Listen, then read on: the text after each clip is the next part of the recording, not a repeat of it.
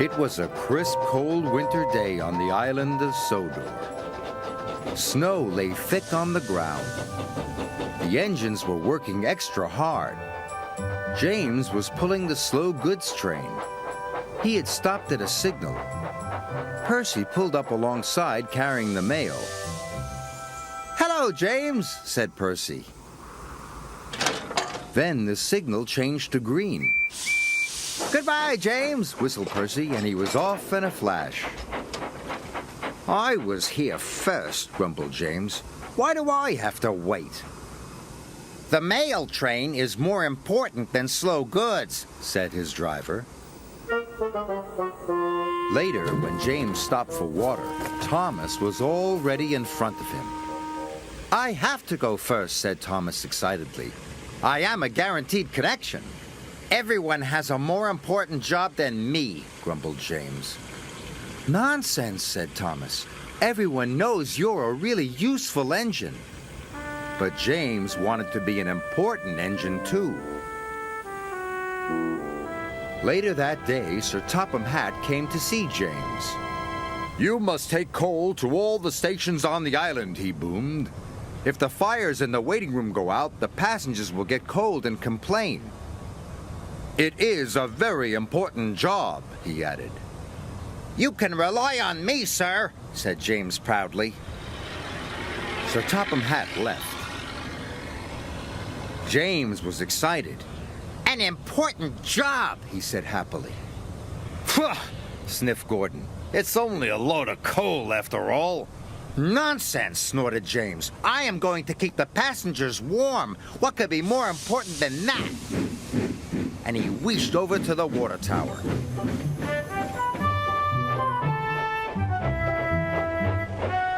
But there was a line at the water tank. "Come on," he steamed impatiently. "I have an important job to do." "Wait your turn, bossy boiler," said Thomas. James felt too important to wait, so he didn't. James rushed to the coaling station. He met Edward waiting at a junction. Edward was looking bothered. He had too many jobs and he was feeling puffed out. "Can you take these slate cars to the quarry?" Edward asked. "Sorry, Edward, but I can't," puffed James. "I've got the most important job on the island." And he chuffed grandly away.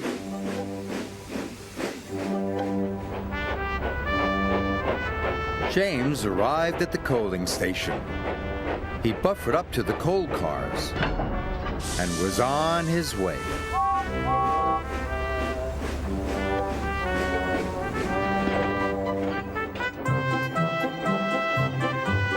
James was looking forward to delivering his coal. "Now I'm useful and important," he chuffed happily. Then there was trouble. James puffed harder and harder. He went faster and faster. And then he began to feel hotter and hotter. "I don't feel well," wailed James. And he had to stop. "Your water tanks have run dry," his driver told him. "We'll have to wait for help." Just then, Edward pulled up beside James. "Please push me to the water tank," pleaded James. "I'm sorry," Edward puffed sadly. "You wouldn't take my freight cars to the quarry, and now I'm running late with my passenger train." And Edward steamed away.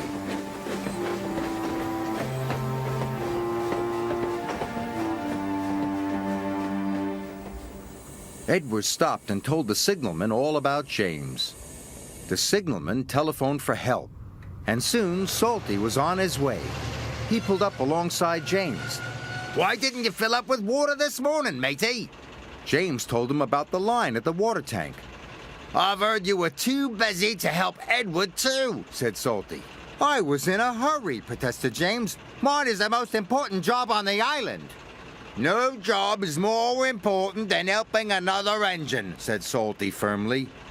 And deep down in his boiler, James knew Salty was right. Thanks to Salty, James's water tank was soon filled and he was well on his way. He knew he had to make up for lost time. Then James saw Diesel up ahead. He had broken down and looked unhappy. James wanted to tease him, but then he remembered what Salty had said. "No job is more important than helping another engine," he said to himself. "And even Diesel is an engine." "Come on, Diesel. I'll push you back to the sheds."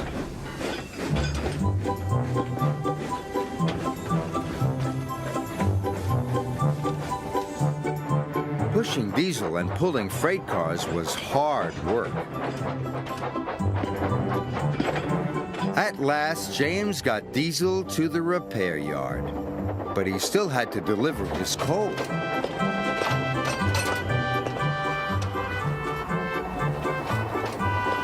The wind blew, and it was getting colder by the minute. James steamed all over the island delivering coal to the station waiting rooms. Everyone was pleased to see James. Thanks to him, they were all kept toasty warm. The next morning, Sir Topham Hatt came to see James. He knew all about him running out of water and his not helping with Edward's trucks. "I'm sorry, sir," said James. "I put my own job first." "But you did learn your lesson, and you helped Diesel," Sir Topham Hatt boomed cheerfully. "And you delivered your coal on time. You, James, are a really useful engine." James nearly burst with pride. "Thank you, sir," he said. Being really useful was better than feeling important.